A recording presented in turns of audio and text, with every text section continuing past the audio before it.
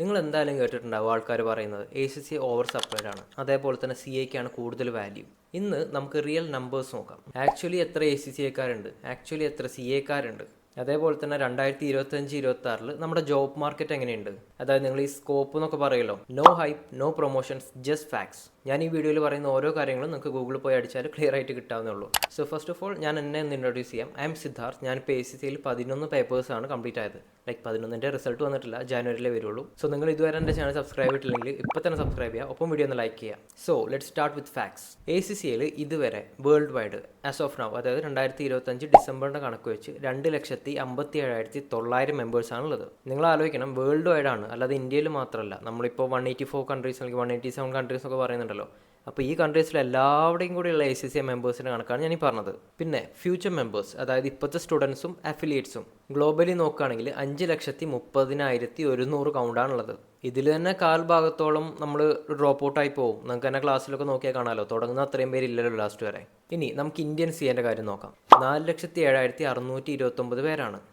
ഇപ്പോൾ എൻറോൾ ചെയ്തിരിക്കുന്നത് 10 ലക്ഷത്തിൽ പരം സ്റ്റുഡൻസ് ആണ്. പക്ഷേ കമ്പാരിറ്റീവ്ലി ആകെ 15% പേരൊക്കെ ഇത് കംപ്ലീറ്റ് ചെയ്യുള്ളൂ എന്നുള്ള വേറെ കാര്യമാണ്. അപ്പോൾ ഇതിൻ്റെ ഒരു മീനിങ് എന്താ? ACCAക്കാർ വേൾഡ് വൈഡ് ഉള്ളതിനെക്കാട്ടിലും CAക്കാർ ഇന്ത്യയിലുണ്ട്. അത് മാത്രമല്ല, ACCA 5,30,000 പേര് പഠിക്കുന്നുണ്ട് ഞാൻ പറഞ്ഞല്ലോ. കറൻ്റ്ലി പഠിക്കുന്നതും അഫിലിയേറ്റ്സ് ആയവരും. അപ്പോൾ ഇത് ഒരു രാജ്യത്ത് മാത്രമുള്ളതല്ല, ഗ്ലോബലി, അതായത് വേൾഡിൽ എല്ലാവരുടെയും കൂടി ഉള്ളതാണ്. അപ്പോൾ അത്രയും സ്പ്ലിറ്റ് ആയിട്ട് കിടക്കുകയാണ് ഈ സ്റ്റുഡൻസ്. അവരെല്ലാവരും നമ്മുടെ ജോബിന് വേണ്ടിയിട്ടല്ല വർക്ക് ചെയ്യുന്നത്. CA പിന്നെ നമുക്ക് അറിയാലോ, ഒരു ഇന്ത്യൻ കോഴ്സ് ആയതുകൊണ്ട് ഇന്ത്യയിൽ തന്നെയാണ് അതിന് ഏറ്റവും കൂടുതൽ ഡിമാൻഡ് ഉള്ളത്. ഞാൻ പറയുകയാണെങ്കിൽ ACCAനേക്കാളും ഡിമാൻഡ് CAക്ക് തന്നെയാണുള്ളത് ഇന്ത്യയിൽ. പക്ഷേ ഓൺ ദി അതർ സൈഡ് നമ്മൾ ACCAൻ്റെ കാര്യം നോക്കുകയാണെങ്കിൽ ഗൾഫ് കൺട്രീസ്, അതേപോലെ തന്നെ സിംഗപ്പൂർ, UK ആൻഡ് ബാക്കിയുള്ള യൂറോപ്യൻ കൺട്രീസ്, ഇതൊന്നും വേണ്ട, ഇന്ത്യയിലും അത്യാവശ്യം ഡിമാൻഡ് ഉണ്ട്. നമ്മളിപ്പോൾ നോക്കുകയാണെങ്കിൽ ബിഗ് ഫോഴ്സ് അല്ലെങ്കിൽ അതേപോലുള്ള കമ്പനീസൊക്കെ കൂടുതലായിട്ട് ACCAക്കാർ എടുക്കുന്നുണ്ട്. ഞാൻ ലാസ്റ്റ് വീഡിയോയിലും പറഞ്ഞിരുന്നു, ഇപ്പോൾ EYയിൽ ഒരു റിക്രൂട്ട്മെൻറ്റ് ഉണ്ടായി. അതിൽ എൻ്റെ അപ്ലൈ ചെയ്ത എല്ലാ ഫ്രണ്ട്സിനും കിട്ടി. അവർ ACCA കംപ്ലീറ്റ് ആയിട്ട് പോലും ഇല്ലയെന്ന് ആലോചിക്കണം. ലൈക്ക് പെർമനൻ്റ് ആയിട്ടുള്ള ജോബല്ല, കോൺട്രാക്റ്റാണ്. ഈ കോൺട്രാക്റ്റിൽ നിന്നുകൊണ്ട് നമ്മൾ നല്ലോണം പെർഫോം ചെയ്യുകയാണെങ്കിൽ അത് പെർമനൻ്റ് ആയി കിട്ടും. So is ACCA over supplied?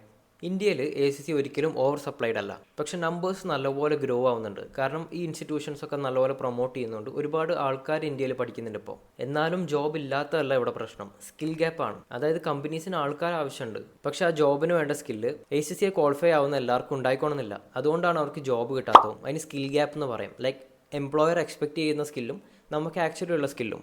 എന്നാലും നല്ല റെക്കമെൻഡേഷനും കാര്യങ്ങളൊക്കെ ഉണ്ടെന്നുണ്ടെങ്കിൽ നമുക്ക് ഗൾഫ് കൺട്രീസിലൊക്കെ സുഖമായിട്ടൊരു ജോബ് കിട്ടും. അതുമാത്രമല്ല, ACCൻ്റെ ഡിമാൻഡ് ഇപ്പോൾ കൂടിക്കൂടി വരിക. കാരണം കൂടുതൽ കമ്പനീസ് IFRSലേക്ക് ഫോക്കസ് ചെയ്യാൻ പോവാം. അതേപോലെ തന്നെ ഓഫ് ഷോറിങ്ങും ഇപ്പോൾ നല്ലപോലെ നടക്കുന്നുണ്ട്. അപ്പോൾ എല്ലാവരുടെയും നമ്മളെ ആവശ്യം വരും. പിന്നെ നമുക്ക് മെയിനായിട്ട് ജോബ് കിട്ടാത്തതിൻ്റെ കാര്യം നമ്മൾ ഓവറായിട്ട് എക്സ്പെക്ട് ചെയ്യും. അതായത് ഭയങ്കര സാലറി, ലൈക്ക് സ്റ്റാർട്ടിങ് തന്നെ ഒരു 35,000 ഒക്കെ നമ്മൾ എക്സ്പെക്ട് ചെയ്യും.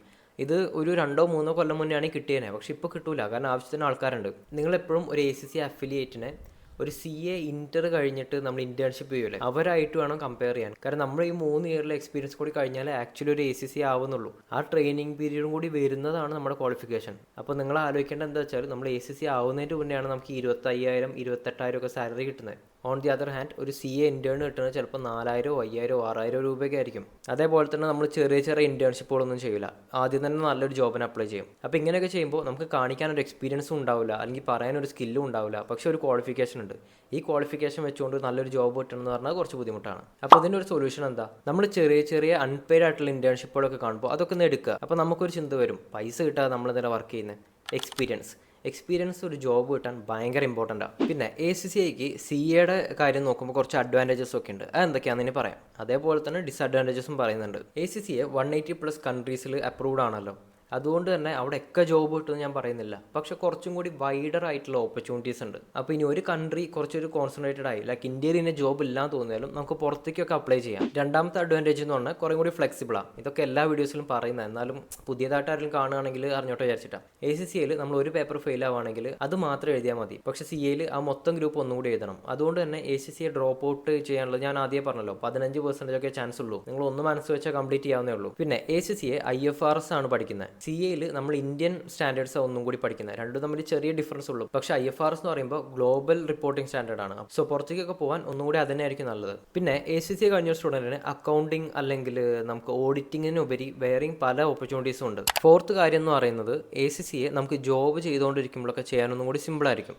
കാരണം ഞാൻ ആദ്യം പറഞ്ഞ പോലെ ഫ്ലെക്സിബിൾ ആയതുകൊണ്ട് നമ്മുടെ സൗകര്യത്തിന് നമുക്ക് പഠിച്ചെടുക്കാൻ പറ്റും. പിന്നെ നിങ്ങൾ പ്രത്യേകം നോട്ട് ചെയ്യണം, none of this means ACC is better than CA. There are different qualification for different career goals. അപ്പോൾ നിങ്ങൾക്ക് ഏതാണ് വേണ്ടത് നോക്കുക, അതിനനുസരിച്ച് ചൂസ് ചെയ്യാം. ഇനി CAക്കുള്ള കുറച്ച് അഡ്വാൻറ്റേജ് പറയാലോ. നിങ്ങൾക്ക് ഇന്ത്യയിൽ പ്രാക്ടീസ് ചെയ്യാനാണ് താല്പര്യം, അല്ലെങ്കിൽ ഇന്ത്യൻ ടാക്സേഷൻ, ഇന്ത്യൻ ഓഡിറ്റ്, ഈ കാര്യങ്ങളൊക്കെ ചെയ്യാനാണെന്നുണ്ടെങ്കിൽ എന്തായാലും നിങ്ങൾ ACC എടുക്കരുത്, CA എടുക്കുക. രണ്ടാമത്തെ കാര്യം, ACC വെച്ച് കമ്പയർ ചെയ്യുമ്പോൾ CA ഭയങ്കര ചീപ്പാണ്. ഐ മീൻ ഫീസ് ആണെങ്കിലും രജിസ്ട്രേഷൻ ആണെങ്കിലും എല്ലാ കാര്യങ്ങളും ഭയങ്കര ഫീസ് കുറവായിട്ടാണ് നമുക്ക് തോന്നുക. പറയാതിരിക്കാൻ വയ്യ കേട്ടോ, ACC is very expensive. Especially January ടൈമൊക്കെ മെമ്പർഷിപ്പ് ഫീ അടയ്ക്കണം, അടുത്ത പേപ്പർ എടുക്കണം, അടുത്ത പേപ്പറിൻ്റെ എക്സാം രജിസ്റ്റർ ചെയ്യണം, ഇനിയിപ്പോൾ റിസൾട്ട് വരെ പൊട്ടുകയാണെങ്കിൽ അതൊന്നും കൂടി എഴുതണം. അപ്പോൾ ഭയങ്കര എക്സ്പെൻസീവ് ആണ്. നമുക്ക് ഈ ഫീ എന്ന് പറഞ്ഞ കാര്യം കൊണ്ട് ഭയങ്കര സ്ട്രെസ് ആയിരിക്കും. ഇനി ആരൊക്കെ ACC എടുക്കണം? നിങ്ങൾക്ക് അബ്രോഡൊക്കെ പോയി സെറ്റിൽ ആവാനോ അല്ലെങ്കിൽ അബ്രോഡ് പോയി വർക്ക് ചെയ്യാനൊക്കെയാണ് ഇഷ്ടം എന്നുണ്ടെങ്കിൽ, അതേപോലെ തന്നെ കോർപ്പറേറ്റ് ജോബ്സ്, അതായത് ഓഡിറ്റിംഗ്, സൈനിങ് അതോറിറ്റി, ഈ ഒരു സംഭവം മാത്രമല്ല, കോർപ്പറേറ്റിൽ നമുക്ക് വേറെയും പല ഓപ്പർച്യൂണിറ്റീസ് ഉണ്ട്, ഞാൻ ആദ്യം പറഞ്ഞല്ലോ അതേപോലെ. അപ്പോൾ CA എടുത്താലും ACC എടുത്താലും നല്ലൊരു ജോബ് കിട്ടുമെന്ന് ഒരിക്കലും ഗ്യാരണ്ടി പറയാൻ പറ്റില്ല. നമ്മൾ ഈ പഠിച്ചുണ്ടാക്കുന്ന ക്വാളിഫിക്കേഷനെക്കാട്ടിലും കൂടുതൽ ഇമ്പോർട്ടൻസ് നമ്മുടെ സ്കിൽസും നമ്മുടെ ഇന്റേൺഷിപ്പ്, എക്സ്പീരിയൻസ്, കണക്ഷൻസ്, ഇതിനൊക്കെ റിലേറ്റ് ചെയ്തിരിക്കും. ഇതൊരിക്കലും ഒരു ACCൻ്റെ പ്രൊമോഷൻ വീഡിയോ അല്ല. ഞാൻ ഈ പറഞ്ഞ കാര്യങ്ങളൊക്കെ നിങ്ങൾക്ക് നെറ്റ് സെർച്ച് ചെയ്താൽ കിട്ടാവുന്ന കാര്യങ്ങളേ ഉള്ളൂ. അപ്പോൾ അതൊക്കെ പോയി നോക്കുക, രണ്ട് കോഴ്സിനെ പറ്റി നന്നായിട്ട് പഠിക്കുക, എന്നിട്ട് മാത്രം ഒരു ഡിസിഷൻ എടുക്കുക. കാരണം ഈ രണ്ട് കോഴ്സാണെങ്കിലും കയറുന്നത്ര സുഖമായിരിക്കില്ല ഇറങ്ങാൻ, നമ്മളവിടെ ലോക്കായി പോകും. പിന്നെ ACCയുടെ ട്യൂഷൻ ഫീ ഒക്കെ ഇത്രയും കാലം ഭയങ്കര ഹൈ ആയിരുന്നു. പക്ഷെ ഇപ്പോൾ ഓരോ ഇൻസ്റ്റിറ്റ്യൂഷൻസൊക്കെ ഫീസ് കുറച്ച് കൊണ്ടുവരുന്നുണ്ട്. ലൈക്ക് നല്ല ലോ ആയിട്ട് കിട്ടും. നമുക്ക് 1000 രൂപ തൊട്ടൊക്കെ നമുക്ക് ക്ലാസ്സസ് കിട്ടുന്നുണ്ട്, ഓൺലൈൻ കേട്ടോ, ഓഫ്ലൈനും. അപ്പോൾ ഇനി അതിനനുസരിച്ച് ഫീസ് കുറഞ്ഞു വരും. സോ വാട്ട് മാറ്റേഴ്സ് ഈസ് നമ്മൾ ചൂസ് ചെയ്യുന്ന ക്വാളിഫിക്കേഷൻ നമ്മുടെ ഗോൾസിനനുസരിച്ചുള്ളതാവണം. അല്ലാതെ കോച്ചിങ് സെൻറ്റേഴ്സോ അല്ലെങ്കിൽ മാർക്കറ്റിൽ ഇപ്പോൾ ഉള്ള ഹൈപ്പോ വീഡിയോസോ ഒന്നും കണ്ടിട്ടാവരുത്. ഞാൻ ഒന്നുകൂടി പറയുന്നു, നിങ്ങൾ ഈ വീഡിയോ കണ്ടിട്ട് മാത്രം നിങ്ങളുടെ കരിയർ ഡിസൈഡ് ചെയ്യരുത്.